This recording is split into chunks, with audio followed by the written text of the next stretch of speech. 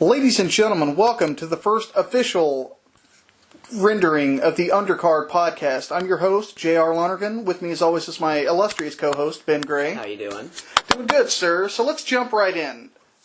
How about that UFC 223 craziness? That was an absolute disaster from start to finish. You can't make up a story like that. If somebody told you that happened and you hadn't seen it, you would call them a liar. Exactly. Well, first of all, it was announced that Tony Ferguson was out of the fight on April Fool's Day. April Fool's Day, and they had to work to convince people. And that Max Holloway was in. I didn't believe it at first. I thought it was bullshit. I didn't either. I waited till Monday to even go back on and look, because I didn't even want to... No, the next day I looked online and...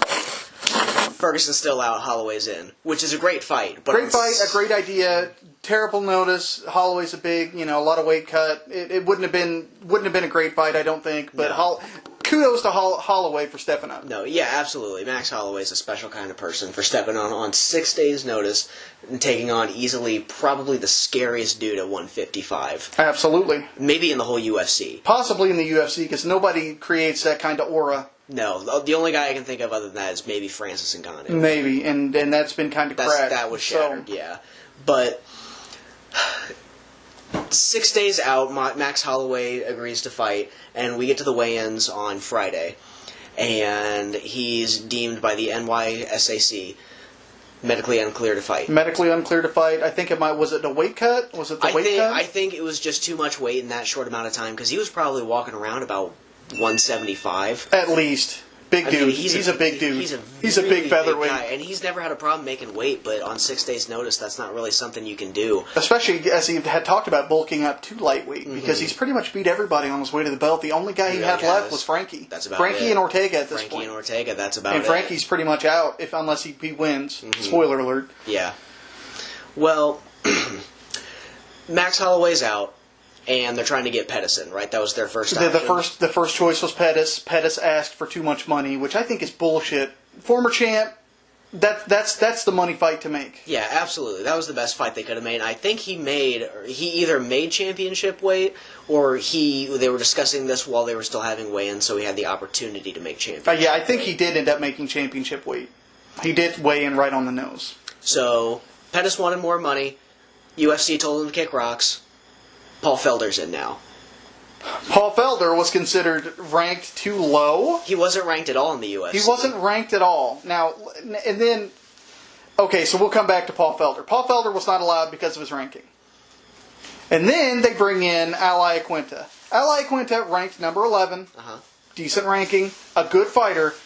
Hasn't had a fight in 2 years. The last fight he had was he beat up the ghost, the absolute slip of Diego Sanchez by knockout. Not the same guy. Not in any way Diego Sanchez as we remember him. No. The ghost of Diego Sanchez. Absolutely not. And another funny thing about Iaquinta stepping up is that they had they wrapped up weigh-ins after he agreed to fight. So the NYSAC, New York State Athletic Commission, told him that even if he won, he wouldn't be considered He wouldn't champion. get the belt because he weighed 0.4 of a pound over, because they hadn't told him that he might be fighting for the belt. And it's the most Bush League sounding thing you could ever imagine, coming from the greatest organization in the world as far as fighting. It's ridiculous. Yeah, and I think the New York Athletic Commission probably has a lot of the blame for that, because they're not known for having very smooth operations when it comes to MMA. For a commission that for a long time was the boxing commission, the only real boxing commission, the beacon of sanity in a crazy world, to screw up this bad, something that should be a big moneymaker for your state. I mean, come on, people. Yeah, absolutely. Get your shit together, especially an event that big, because it was a big event. Oh yeah, there was a huge. lot. Every fight from top to bottom was great. So a lot of fights got canceled. got canceled, and the reason because in the week before, Artem Lobov had confronted Khabib over talking shit on Conor.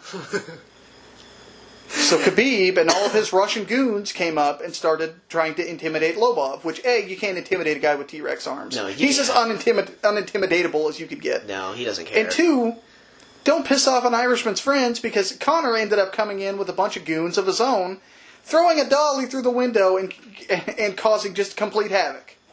Ended up arrested. He's got to go back in July, for court. I mean, he had, I think, 2 felonies? Felony criminal mischief and, like, felony assault with a weapon or some shit. Maybe destruction of property. Destruction of property, that might have been it. 2 felonies. 2 felony charges. Lobov was kicked off the card because his guy's the one that came in. So that cancels him and Caceres, which was going to be a good fight. Awesome fight, too. A perfect fight to make for both of those guys at this point in their career. Absolutely. Michael Chiesa got a huge cut on his forehead that ended up causing his fight with Pettis to be canceled. Another awesome So not only fight. was Pettis screwed out of a title fight, but screwed out of his normal fight, too. Yeah. Ray Borg and Brandon Moreno was canceled, which was going to be a good fight because Ray Borg got glass shards in his eye. And they almost had to cancel the co-main event because Rose almost refused to fight because she said the UFC was being Bush League. Yep, that doesn't surprise me. No, and then, of course, the first thing that the UFC did was make sure they edit the embedded episode to show that, Khabib calling out Conor. So, I mean, the stage is set for the biggest pay-per-view ever the UFC's ever done, but... Do we want that pay-per-view now? You know what? Honestly, at this point, I think that between Conor not wanting to defend his belt in the first place and this incident that we had with the hand truck and the bus full of fighters, I think he probably needs at least one more fight before he fights for the title. I don't think the UFC is going to go that route. I think they're going to look at that fight and they're going to see dollar signs. Yep, that's all. Because, I mean, realistically, Conor still, even if Conor has to pay millions of dollars to these people for all the shit that happened, he's still going to have fuck you money. So anything they try to do to him is going to lead to him walking off, going to Bellator, starting his own organization, whatever. He's going to do something. No matter what he does, he's going to make money. Well, whatever happens, he's going to make money, and the UFC is going to say, we just paid however much money for the... WME is going to say, we paid all this money for the UFC, we need to cash in while we can, let Conor be Conor, let's make this fight. And you can't, when it comes to that, you can't make an exception. You look at what happened with Paul Daly with his fight with Josh Koscheck. Paul Daly with the hitting, throwing a punch at Koscheck late, which very scummy. It's scummy, but it's not a felony. Not a felony, and not really as bad. Not anywhere near as bad as possible. I mean, I think one of the things that they don't really talk as much about as they should is Conor also injured a UFC employee. He broke an employee's hand. He did. When he threw it. And, I mean, the fighters, it's not acceptable in any way. But for somebody that's not, this person's just working a job. Yeah. I mean, they're just, driving somebody. They're getting the fighters to where they need to go. I mean, it's bullshit. It's not acceptable. No, I agree. I agree completely. But I also think that he is getting special treatment from the UFC. He absolutely is. And I think we can contrast this with treatment from a guy like Al Iaquinta, who had... The reason he's only had 2 fights in 4 years is because of his complaints about the UFC's pay scale and the fact that they punish people arbitrarily. Yeah. And I think with this incident, you give nothing but fuel to that fire. Nothing but fuel. Well, back to Iaquinta, I'm trying to remember what he did, but... he did something that they didn't really mention. He did something backstage that they wouldn't give him a bonus for. He earned a bonus for his fight before Diego Sanchez, which I'm not even sure who that was. Was it Masvidal? It was Masvidal. They were going to get fight of the night, and he was not allowed to collect his $50,000 fight of the night bonus. I don't think he was eligible for a bonus when he knocked out Diego either. He wasn't, and for either fight because of... I don't even remember. They didn't even really announce what it was. They just said that he couldn't get it. Yeah, Al's been feuding with the UFC for a long time, but Al Iaquinta is a special kind of person for stepping up on less than a day's notice. And really not looking afraid. No, not looking bad at all. Didn't look bad. He didn't look afraid of him. He was coming forward, trying to throw punches, but at the same time, I think if you look at Khabib really looked like he was treating it like a sparring session. Yeah. He was really kind of working out some of his punches, and looked pretty good doing it, really. Yeah, he did. He looked a lot like an old school boxer. Yeah. Not a crazy amount of wrestling. He was kind of getting eaten up by the jab a little bit, but I mean, everybody gets hit by the jab, especially. And Iaquinta's got a good jab. Oh, he's a really good boxer. Iaquinta was getting leveled with some big punches, hammered with some big punches. So. How do you think that fight goes with Iaquinta having a full training camp for the same way? You really do? Honestly, I do think the same way. Even the way he performed, how he did a lot better than a lot of people. He did better than I think. Khabib might have went to his wrestling a little bit earlier and a little bit more often, but I mean. I think Khabib's just a next level athlete. Iaquinta's good, but when you've been out for so long, if Iaquinta was fighting regularly, didn't have the ring rust, was training regularly, because I mean you got to remember he's got a career outside of the UFC now. Mm-hmm. Yeah, he's a realtor. He's a realtor, and he makes good. He probably makes better money doing that than he does fighting. So yeah, he probably does. I can see him doing that. Yeah, I mean you got to figure that guy's not as hungry. No. So I think the same thing happens, honestly. No, I think he likes going in there competing, and I think he's good at it. He is good. He's real good. And I was really looking forward to his fight with Paul Felder. I really was that too. was going to be a really fun fight. Paul Felder is a good fighter. I think they were on roughly the same level. They are. I thought that would have been something. But maybe they'll reschedule it, hopefully, or. Maybe Iaquinta gets a little bit of consideration for stepping in and saving a card, because the last time they had something like that happen, John Jones pussed out and they canceled an entire card. Yeah, he was supposed to fight Dan Henderson at first, and then Henderson got injured. And then Chael was going to step in. And then they scrapped the whole card. And they scrapped it because he refused. And as tough as Chael is, he was in no danger of getting finished. Well, you saw what happened in their fight when they after the Ultimate Fighter.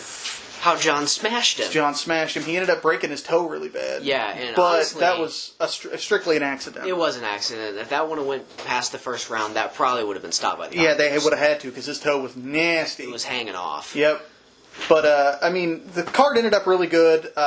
Rose and Joanna was a great fight. Oh, man. That was too close to call for me. I picked Joanna barely, but I'm a Joanna fan. Mm-hmm. I think Joanna goes up to 125. I think she should. I think she probably fights the winner of Nico Montano and Valentina Shevchenko. Which would be a damn good fight. She's already beaten Shevchenko.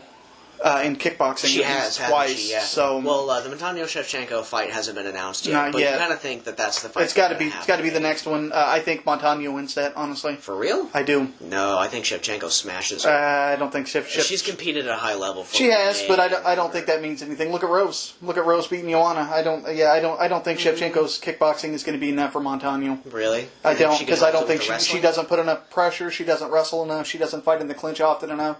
I think Montano is going to be able to keep the fight where she wants it. Mm-hmm. Use her athleticism and her youth, and not necessarily overpower, but I think it's going to be a pretty solid decision win from the Montano. I think it'll be a fun fight. Shevchenko's rarely in a boring fight. It's rarely a bad fight, but she's not. I think she's a little overrated just because of her kickboxing experience. Well, you saw what she did to Holly Holm, and she had the perfect game plan for her. The perfect game plan, and that's realistically that's the same thing as Holm with Rousey. I mean, it was the perfect game plan. Holm's a very traditional counter striker. Very traditional counter striker. What you saw in the Shevchenko fight, and what you saw when Holly fought Jermaine Duraname too, was that they would hang out back and wait for Holly to come to them. And when they did, they'd unload, and they had a lot of success with that. Duraname had a lot of success with her right hand. A lot of success with that right, and really controlled it with the jab pretty well too for an open guard engagement. And Shevchenko had a lot of success with that check right hook too. Yep. So there's a lot of stuff to think about on that. All right, so let's move on to this most recent fight card, Poirier versus Gaethje, and let's jump right in, man. What a fucking fight! That was an awesome fight. Awesome fight from start to finish. Fight. It was a war. No. Neither guy backed down. No, neither guy has anything to be ashamed of. Definitely not. Fight. No. I will say it's interesting that nobody mentioned that Gaethje hammered Poirier with at least 3 headbutts. Yeah, he did. He did. They were clearly like he was aiming for it. I think people were more concerned about the eye pokes. Yeah, and the eye pokes. Right. And the thing about it is they made a huge point before that fight to mention that Arizona Commission had accepted the new rules, which even having your fingers out is a foul. So the first poke should have been a point taken away immediately. It should have been. And Herb did take a point. Good on him.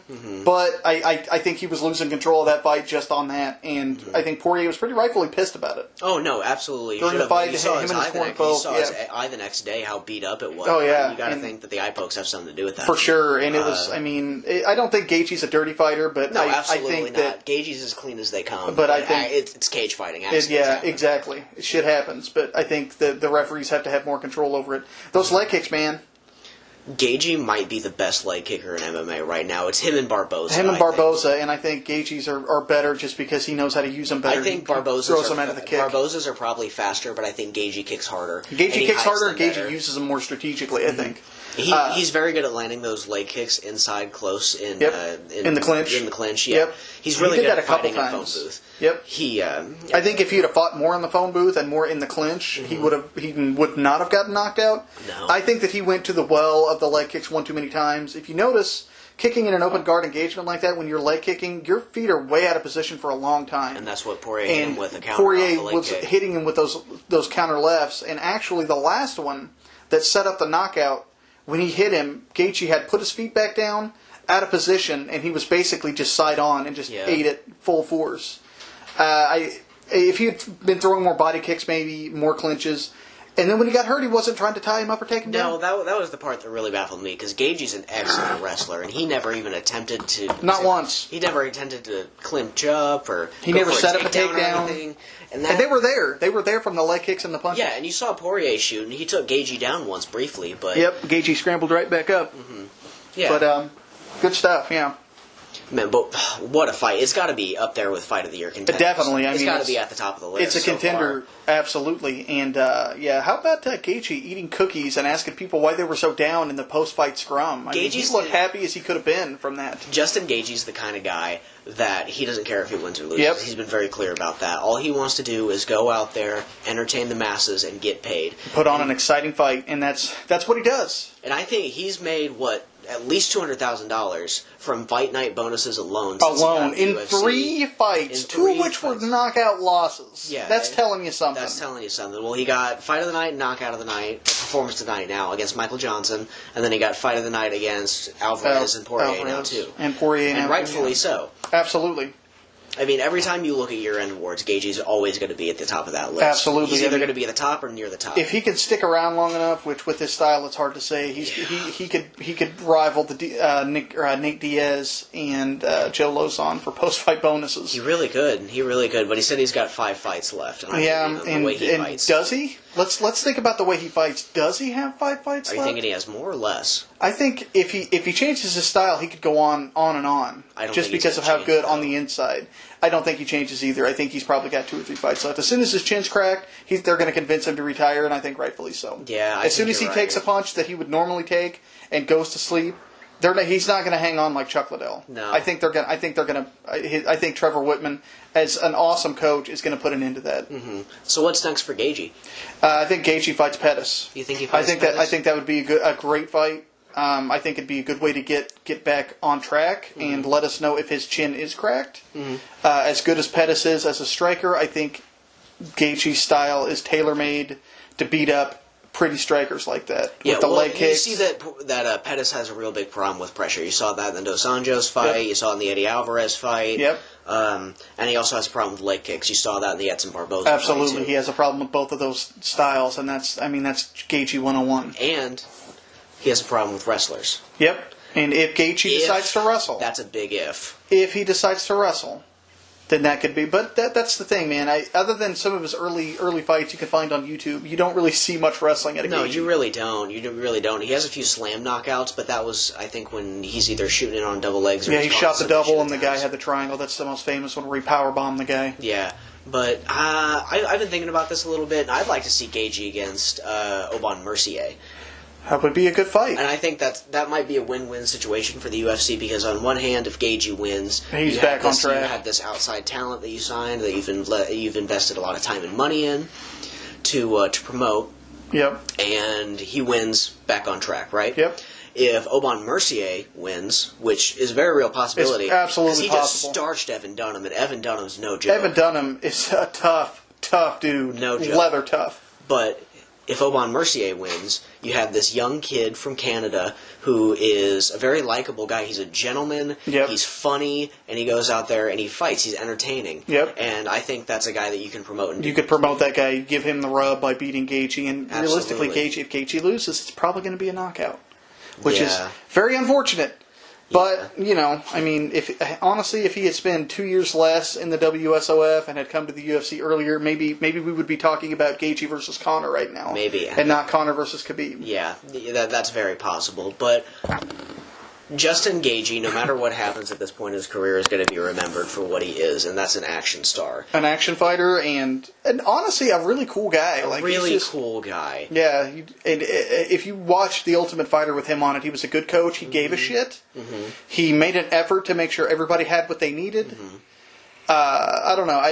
Gaethje's a really likable guy, and I don't want to see him not able to remember his name in 5 years. Yeah, exactly. So I would like to see him kind of change his style up a little bit, but well, I guess we'll find out. You see some guys that have coached The Ultimate Fighter that have been likable before, and that you see them on camera a little more, and then you're like, yeah, was that edited? Yeah, maybe this guy's not what we thought he was. I never got that impression from Justin Absolutely Gaethje. not. I think he's a very genuine person. I think he's a very good person.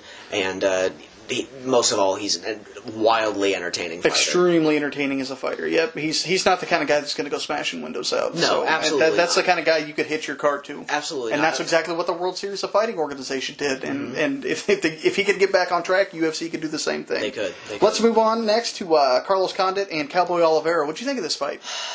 I think in the first round that Condit looked good.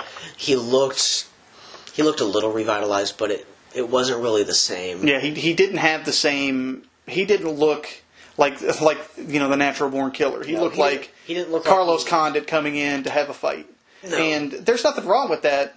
No, I mean, he's been in so many wars. I mean, that fight with Robbie Lawler, you have a fight like that, and it takes a little bit. It takes a piece of you. A lot of a piece out of you. With a guy like that, in a fight like that, one of the best fights of the decade. Oh, absolutely. I mean, you're not going to come back. I mean, look at Robbie Lawler fell off after that, too. So, I mean, and Condit's been fighting for a long time. People forget Condit was a WEC champion at, I think, 21 or 22. And he was fighting the best of the best in the WEC, which isn't necessarily the same as the UFC. No. But it wasn't just cast-offs. No. A lot of those guys came to the UFC and made a big splash. And Condit's one of those guys. I mean, he's got an interim belt. He fought GSP and took him to the limit, almost knocked him out. He did. He hit him with that head kick, and man, I thought it was done. I thought that was done.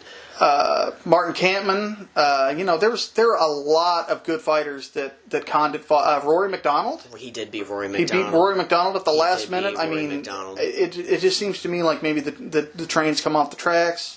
Yeah. And they've really done. I think the UFC's done a fairly good job of kind of moving him down. Yeah. Slowly down the rankings to see where he can kind of stay. I don't think that Condit's downfall is really having anything to do with his mentality or his fighting spirit, because that dude's going to be a warrior till the day he dies. He didn't look like he was quitting. No, absolutely not. He looked like he got caught in a scramble that he could have gotten out of 2 years ago. Combat sports is so brutal and so unforgiving that you can only keep this up for so long until your body does not. It just doesn't operate the same way it does anymore. Can't. No, I mean, you've seen this with guys at a super high level. You saw it with Chuck Liddell. Chuck Liddell fell off. Randy. Alistair Overeem. Countless Brock examples. Lesnar's a great. Yeah, I mean, everybody has a fall off eventually, and the spirit may be willing, but the flesh is weak. It's only a matter of time. Yep. And I think that's what we're seeing with for a guy that's as tough and as blood and guts as Carlos Condit. It was going to come. It seemed like it was going to come sooner rather than later, and he really bucked the trend. I think he did for having such a high level career for so long. 2 different organizations, 2 belts. Maybe it's time to hang it up. I think it is. I honestly thought after the Maia fight he was going to hang it up. Came back, had kind of a lackluster fight against Neil Magny. He did not have any. He didn't really seem like he had that much fire. No. He looked like he had that fire in this fight. He did. He looked like he was coming forward. He was throwing punches. He was getting takedowns. They were scrambling. It was a good fight. It was a good fight. It was an awesome fight. It was a really good fight, and Cowboy Oliveira looked good too. Yeah. But when Cowboy locked him up, I mean, Condit just was. He looked like he was just lost. He did, and that was the end of it. And as good of a guillotine as Cowboy has, he wasn't. It didn't look like it was. It was. Unbreakable. It looked like Condit could have worked his way out. And again, at 2-3 years ago, maybe he does. Yeah. Right now, I mean, as much as I like Condit, maybe it's time. I think it is. You see time and time again that guys hold on too long because they don't want to leave the sport. Yep. I know I've brought this up quite a bit, but Chuck Liddell is another Chuck Liddell, yeah, absolutely. Because that guy's got all the money, and Condit's got plenty of money. Oh, absolutely, he does, and I'm sure he's got other endeavors outside of MMA. For sure.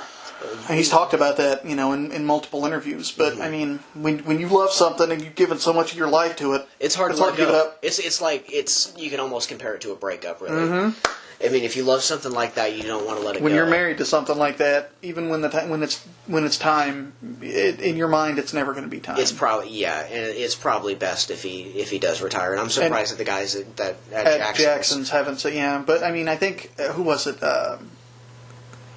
Greg Jackson and Mike Winklejohn had spoken about somebody that they said, I'm not telling him to retire. It's their job to tell me. Mm-hmm. Maybe it is his job.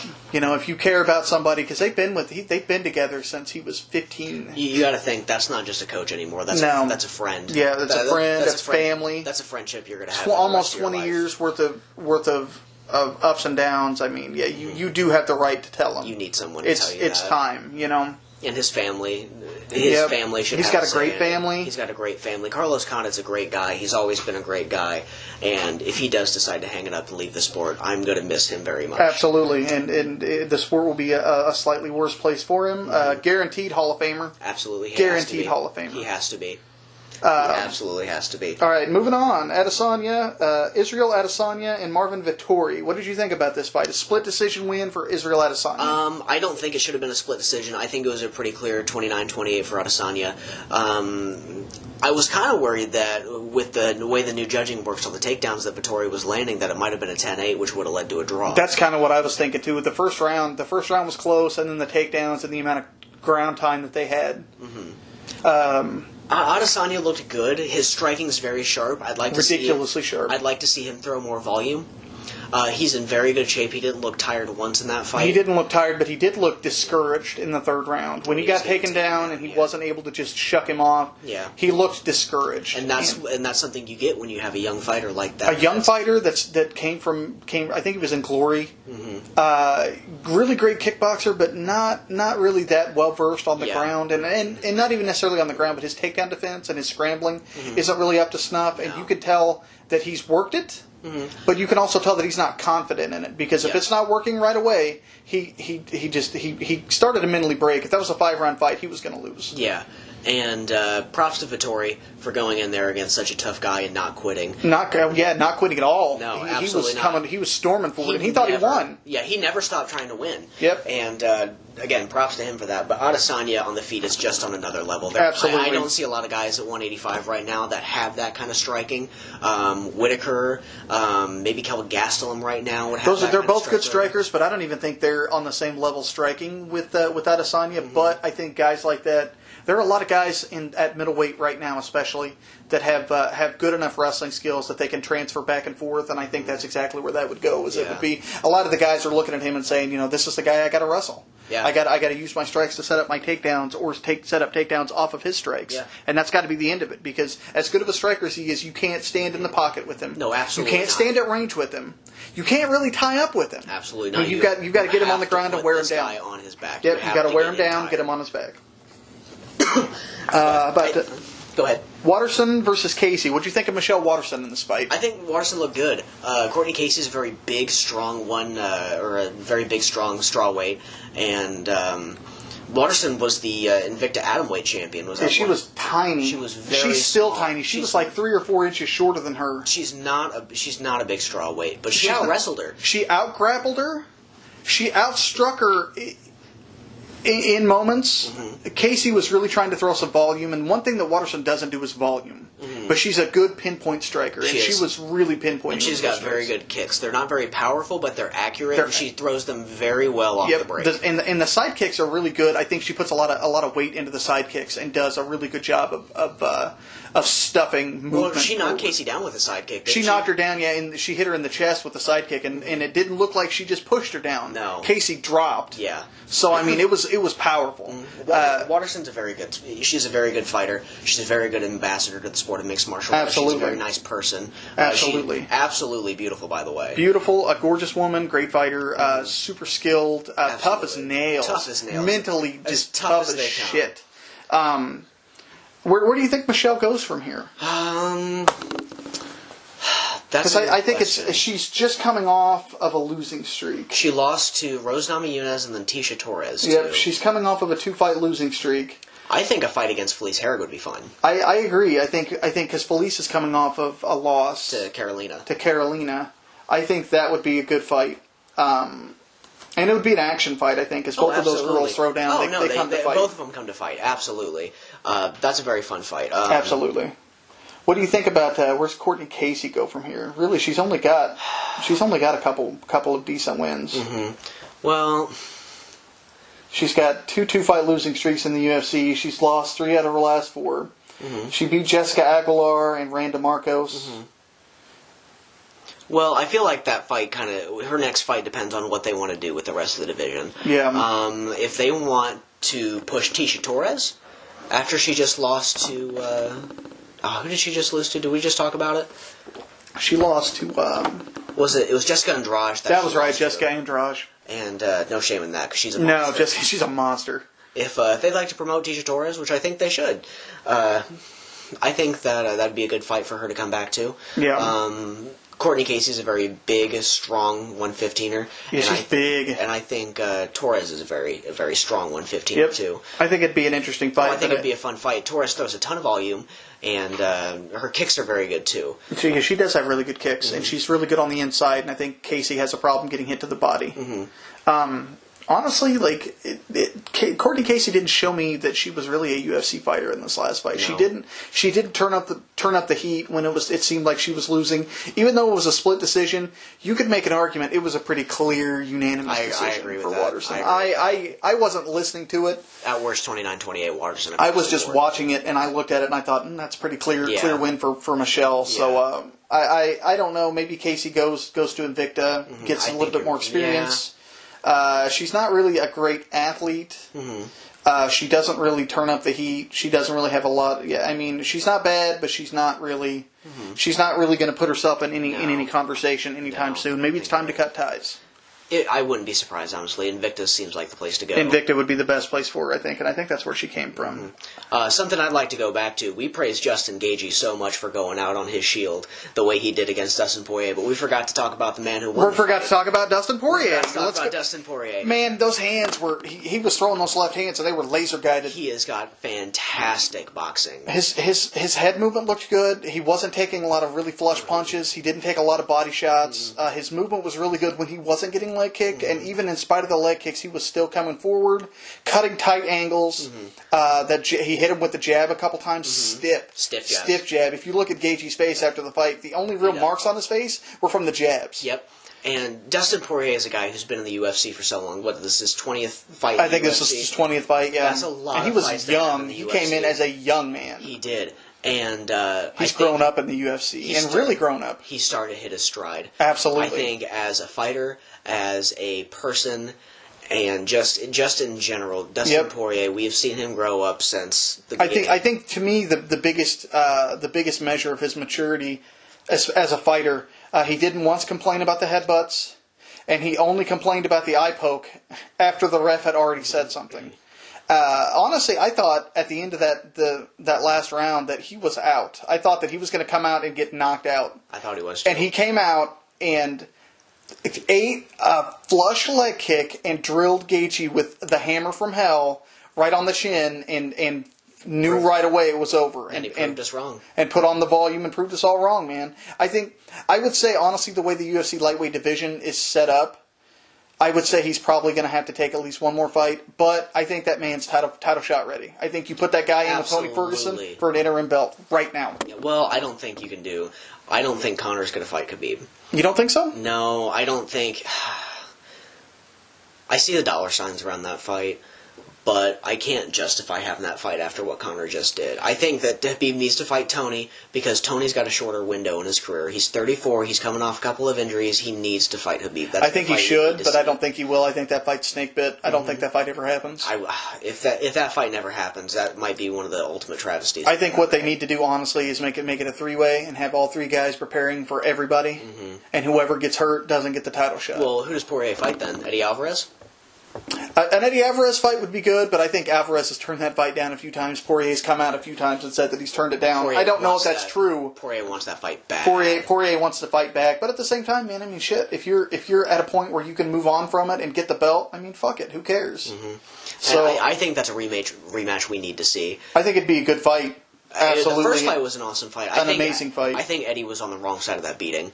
Eddie was on the wrong side of the beating early, but I think he was coming back pretty well. Until he landed the knee. Until he landed the illegal knee. So it's hard to say how that fight would have went, because Eddie's a guy that you can't ever count out. And obviously Dustin is too, as we've seen. Oh, man. So, I mean, that's the kind of fight that's going to be... It's going to go right down to the wire as to who gets that. I don't necessarily think either guy gets knocked out in that fight. No. But, I mean, both guys have been knocked out in the past. I mean, their defense is tight, but they also like to brawl. Oh, against their better judgment. Absolutely. So I think I think that fight would be really good, but I don't think that fight happens. You don't think so? I think Eddie's going to try to wait to fight Khabib, not realizing that he's going to have to do something to put his hat in the ring a little bit more decisively. Dustin Poirier just seems like he's really starting to hit his stride right now. Absolutely. After the Michael Johnson fight, he went on a win streak. He beat Jim Miller. Awesome fight. Awesome fight. Fantastic fight. On a fight card that was kind of lackluster. It was kind of dull until those guys squared off. Yep. Both of those guys were the kind of guys you can put on and say, kick this up. And they did. They brought the energy level way up. They did. They absolutely did. I think after that is when he had the no contest with Eddie. Yep. And then he beat down Anthony Pettis. Oh, he fucked Anthony Pettis up. He did. And now he's coming off that Gaethje win. I don't know. Yeah, he's got all the momentum in the world, and I think he's got all the skills in the world to at least, if you put him in a title fight, he's not going to lay an egg. No. He's going to go in and he's going to put it out there, and he's going to be there till the final bell. So I think that'd be a good fight. I don't think it's going to happen, but I would like to see that. You got to think Poirier's top 5 now. Oh, for sure. He's definitely top 5, maybe top 4, top 3. I mean, because like you said, is Conor going to get a comeback? Probably, but should he? No. No. No, I don't think he should. I'm a huge Conor fan, but no. No, I really don't think he should. So let's move on here to, let's see, our next fight is John Moraga and Wilson Hayes. Mm-hmm. I got to be honest with you, man. That fight was way too close for me, just because of how good Hayes has been in the past. Mm-hmm. He looks really old and slow. He didn't look like he could pull the trigger. Well, he's on a 3-fight losing streak right now. He's not looking good. He lost to Mighty Mouse in a fight that obviously was outclassed. Oh, man, he outclassed from beginning to end. He outclasses everyone. He's the best to ever do yep. it. And then he got knocked out by Henry Cejudo. Yep. Henry Cejudo looks awesome right now. Not known for that, but damn, he's on a run too. Yeah, and then he had that fight against John Moraga, who's on a little bit of a resurgence right now himself. Yeah, John Moraga's really making a name for himself now off of Hayes and off of some other big wins. Moraga looks good. Looks real good. I honestly, when I watched it, it didn't look so much as what Moraga was doing well as what Hayes was doing bad. Mm-hmm. Well, how old is Wilson Hayes? Wilson Hayes is pretty old. You got to think that 37. It's catching up with him, and he's a big 25, and you got to think that weight cut. Yeah, because he was cutting down from 35 originally. Oh my god! And you got to think that weight cut might have something to do with it too. But he can't go up because he's not big enough. No, but 25. He's thick. He's thick. He's ripped. He's muscular. Mm-hmm. I mean, he might be maybe the biggest 25er in that division. Yeah, he's definitely one of the widest. That's for damn sure. Mm-hmm. He's only 33. Holy crap! He's only 33. Only 33. He's been doing this for a long time then, because he was a jiu-jitsu guy before that. Yeah, he started in 2007. Yeah, he's been doing this for a long time. 11 years as a professional mixed martial artist. Coincidentally enough, in his 4th fight, he beat one of our coaches, Justin Robbins, by submission, by rear naked choke submission in Elite XC. Mm-hmm. So interesting little tidbit there. Lost to Joe Soto, lost to Patricio Pitbull twice. Was that in Bellator? Yep. He lost to Eduardo Dantas. Got quite a few knockout losses, it looks like. Man. Yuri Alcantara. Jussier Formiga. No shame in Alcantara. No, he's a badass. And then dropped down. He made his flyweight debut. Jussier Formiga was the only loss up until he lost to DJ. Mm-hmm. And then he lost the two before that pretty decisively, and then this last one, I mean, it was bad. It didn't look good. No, it didn't look good at all. I don't really know. Maybe he just takes some time off and kind of decides if he's going to come back. Maybe he just needed a rest. It's hard to say. If he wants to do this or not. I'm sure he wants to do this. Yeah, it looks to me like he still had the desire to do it. Mm-hmm. I don't know if maybe he was coming off of an injury. He just did not look like Wilson Hayes as you would think of him. Like, he didn't look like not even, what was it, a year ago that he was a title challenger? I mean, he didn't look like that at all. He looked like a journeyman, and I don't think that's what Wilson Hayes is. No, I think he's a phenomenal jiu-jitsu guy. Absolutely. He's a wizard on the ground. Absolutely.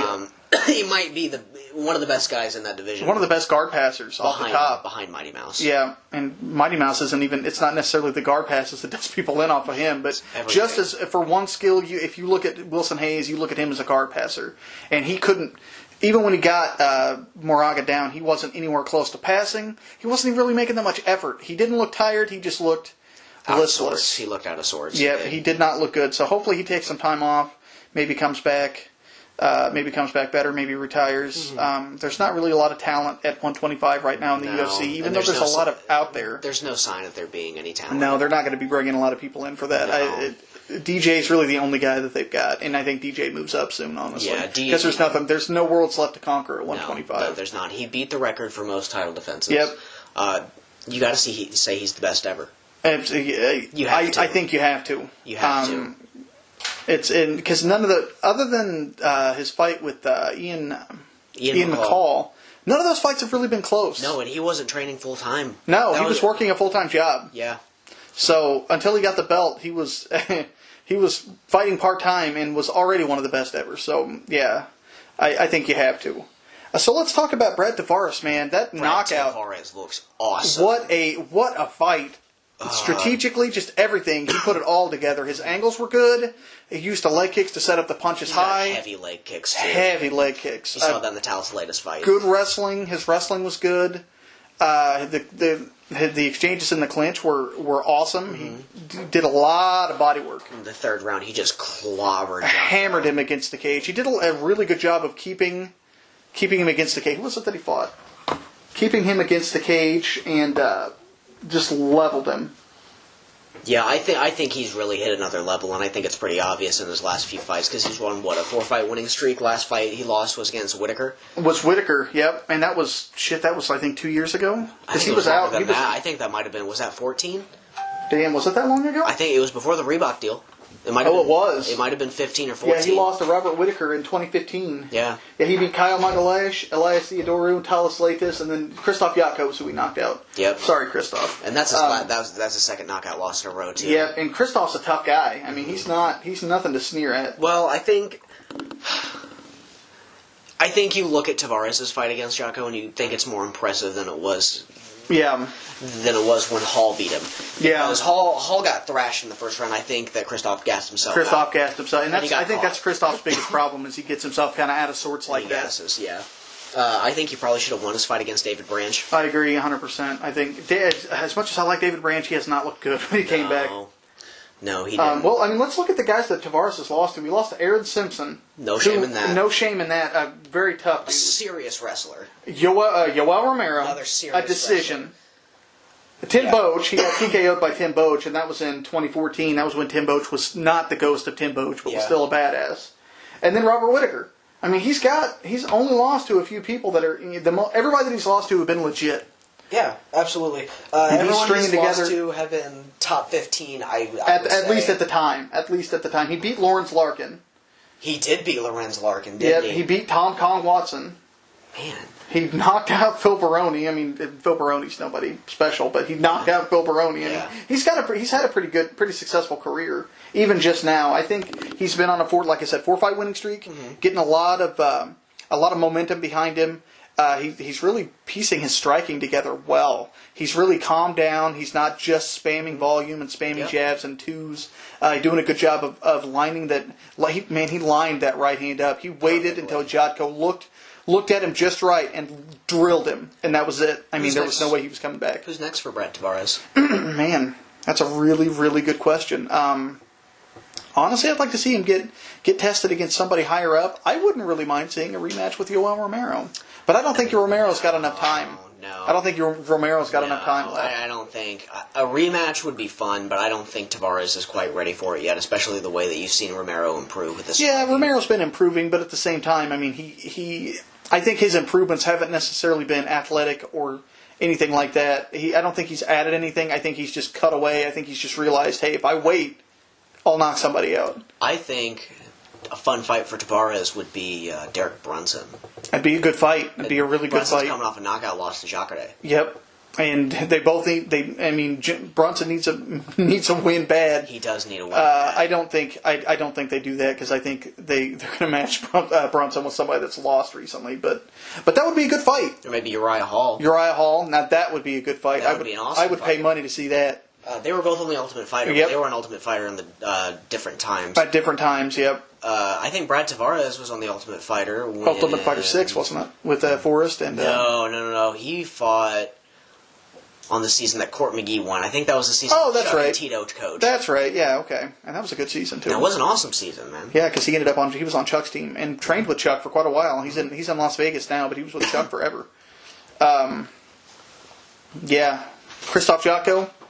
Cut? No, I don't think you cut him quite yet because he's a very talented guy. Super talented. And the last 3 guys he's lost to have all been super talented. Maybe get him someone outside of the top 15, or maybe put him in there against an untested prospect like Paulo Costa. Yeah, I think that'd be a good idea. Paulo Costa would be a good fight just to kind of see where both of them are at. Because it basically loser leaves UFC at Costa that point. smashed Johnny Hendricks. And I love Johnny Hendricks, but man, I think it's time.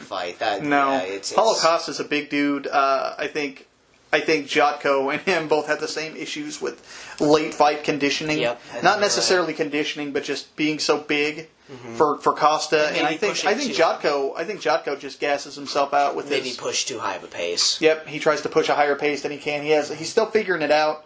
I think if he figures it out, he'll be really good. But I mean, the clock's ticking for him. You know what I mean? No, I agree. How old is he? Jotko? He can't be that old. I don't even think. Jotko's 28. Yeah, I was about to say he's late 20s, early 30s. Yep. There's no way he's older than that. Yep, and he's really only lost to decent guys. Very he lost talented. Magnus Siedenblad by submission by guillotine choke, which everybody can get caught with the guillotine. Yeah. David Branch was a split decision. That could have went either way. Yep. Uriah Hall TKO. I mean, that's a prospect loss right there. That's a fight he was dominating. Yep, he was winning that fight till he gassed out, and then Brad Tavares again. I mean, the resurgent Brad Tavares looked really bad there for a while, and really kind of came back and put it all together. He turned it around. Absolutely. Good for him. And then the last one for this card that I want to talk about. Actually, the next to last. Let's talk about Gilbert Burns.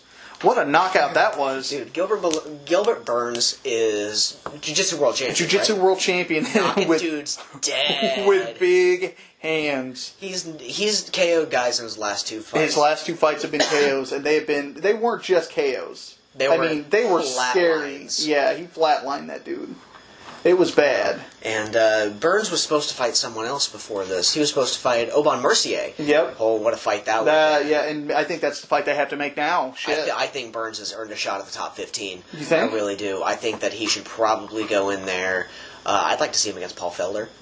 That would be a really good fight. Paul Felder's the kind of guy that you could put in against anybody. It would be a damn good fight. Yeah. He's gonna have a fun fight. I don't want to see him get stuck in that mold, but at the same time, I kind of do. Yeah.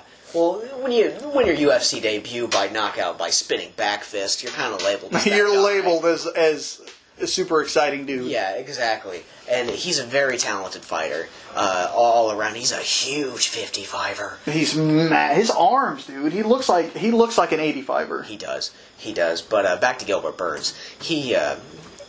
His striking looks like he's hit another level. He might have some issues with conditioning because he's such a big 55er, but we haven't really seen it. We haven't seen it. We haven't seen it at all. So I don't know.